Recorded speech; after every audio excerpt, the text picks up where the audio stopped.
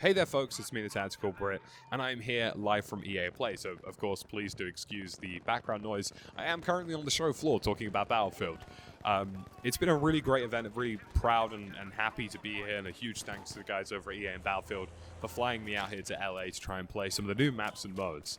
And today I'm here to talk to you about Operation Underground, of course, the exclusive Metro remake or Metro design style map that is coming to Battlefield 5. I'm allowed to tell you everything about this map, but I'm presently not allowed to show you any footage. It's because it's work in progress. There's some other reasons around that as well. But ultimately, they just didn't feel that it was ready to show to you guys, the general public. But what I can do is tell you everything that I played and tell you everything that I know about the map. And in the background, of course, you're going to see some gameplay from some of the other new maps in Battlefield 5 that featured here at EA Play.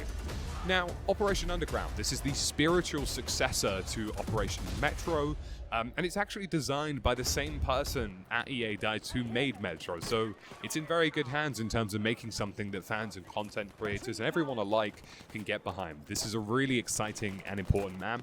And the reason I say that is because every single Battlefield game has had a pinnacle map that they can point to, be it Locker, Metro, or anything in between really, where they can sort of go, that was the infantry grindy map. That was the map where there was just pure chaos.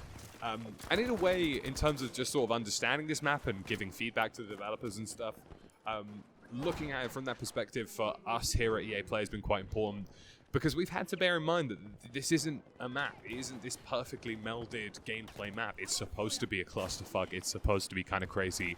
And it's supposed to be kind of wild. And that's really cool. And bearing that in mind today, I want to give you effectively almost like an audio-visual description of what makes Operation Underground different and what makes Operation Underground a good map to play. Now, the clear focus with Operation Underground has been a fixation on what we could have done to make Metro better, and not in terms of changing the meta and not in terms of unraveling the chaos that made Metro a fantastic and interesting experience, but more in terms of what was the frustration with Metro that wasn't bred out of the chaos, but more bred out of the fact that there could have just been more to do. There could have been a better way of trying things on Metro that both would have been a fan service and things that people would have enjoyed, but also would have alleviated what people would consider to be annoyances and problems with that map on an individual basis. And the answer to that has been very clear from the guys who made the map and you know, the guys who are currently working on it, and that has been more flanking routes. More flanking routes that allow chaos to still unravel and take place, but more importantly, flanking routes that will allow the skillful players and individuals who are good at hard pushes to make a difference in a very positive format in Battlefield 5, and more importantly on a chaotic and infantry-based map like this. So what will you get in Operation Underground? So let me elaborate. There are, of course, two outdoor sections, both the Germans and the British spawn on. So, of course, you won't be losing the outside sectors of this map. There are, of course, capture points on them as well. So you can fight both on the ground above, but also in the tunnels below. It's a very linear experience, and effectively the entire layout is Metro all over again. There will be main central tunnelways featuring railways and trains. They'll be running through the middle of the map. There'll be carts on those trains that will break up some of the gameplay. And straight down the middle, you have the choke point. Many of you guys will remember the escalators. And what makes this really different this year is that there's different levels of verticality to this. So previously, when you used to get stuck on the top of the escalators, the only way down was the stairs, and it was effectively death. Now they've introduced a window that actually goes to the top of the train carts at the moment, which is really cool because it means that you can effectively just jump straight down onto the train carts and get out of the clusterfuck or find a sort of flanking route away from that situation, which is great. It means there's a bit more of a verticality to it that can allow players to navigate it how they feel necessary and avoid some of the issues that we saw in Metro, where people would just lob grenades up and down the escalators endlessly, which could sometimes lead to deadlocks that made the map a little less fun than it could be. The best kind of Metro games were the ones that featured lots of back and forth between objectives that a lot of you guys will recognize from previous iterations of the game. Now, with that in mind, that verticality has been introduced, so you will be able to go above the rail carts, and I believe there's even a few spaces below where you can sort of kind of go under the rail carts to get out of the situations you find yourself in. Some of the actual rail carts themselves had hatches at the top that you could jump down effectively from the top of the escalators onto a rail cart roof and then into the rail cart itself. So really great ways to avoid some of the issues we saw in Metro in that sense. Now, the next one is hugely around the wideness of the map. You're going to see lots more tunnels and lots more passageways in and around the objectives that will make it much more easier and more significant ways for you to navigate into those objectives and make a difference. You'll notice in previous games of Metro that the capture spaces were very large. It allowed players to just sort of go narrowly between objectives, and it meant people were just running into each other all the time and not outflanking each other and outmaneuvering each other.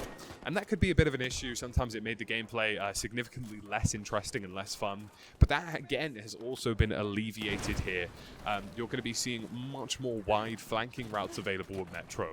And Operation Underground here. You're going to be seeing tunnels on both the left and right hand side, some of which are flooded and submerged, which means you have to swim.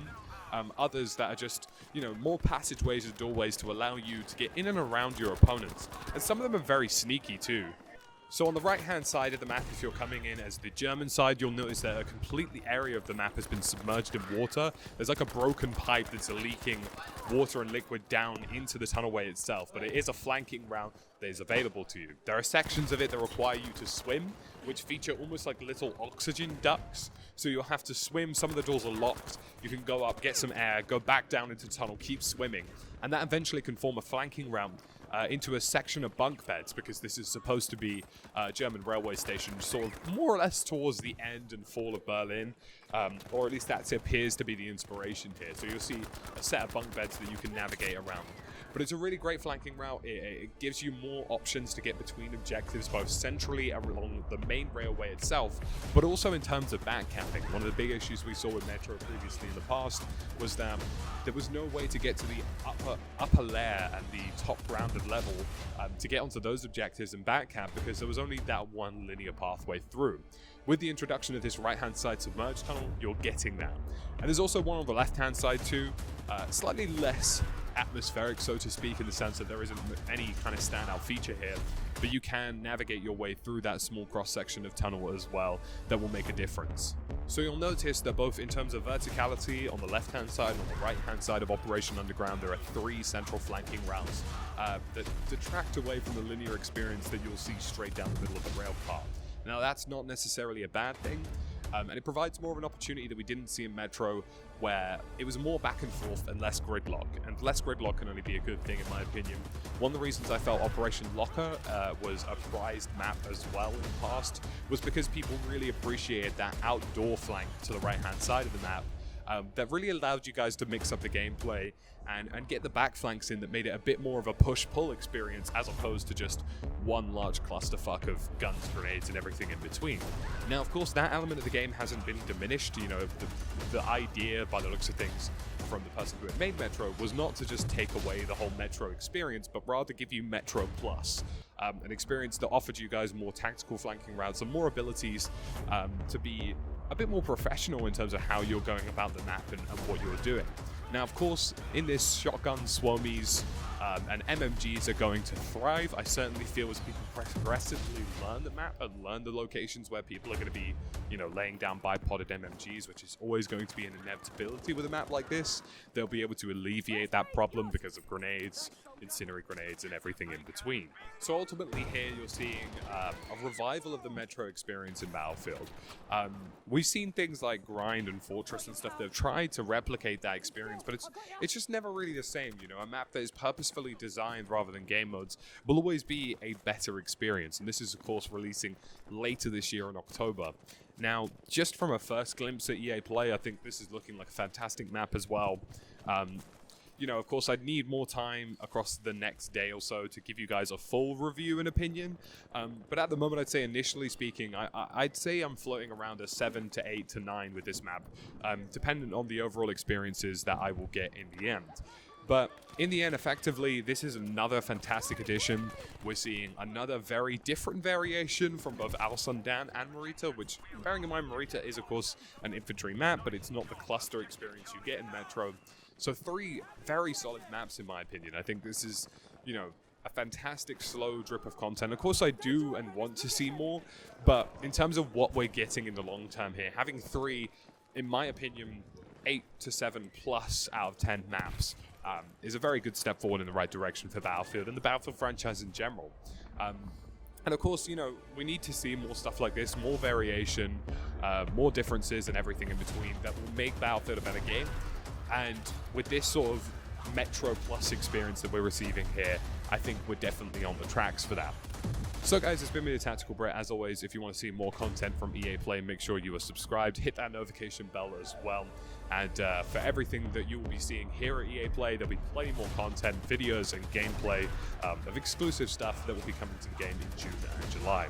As always folks, thank you for watching, and I'll catch you again soon in another video.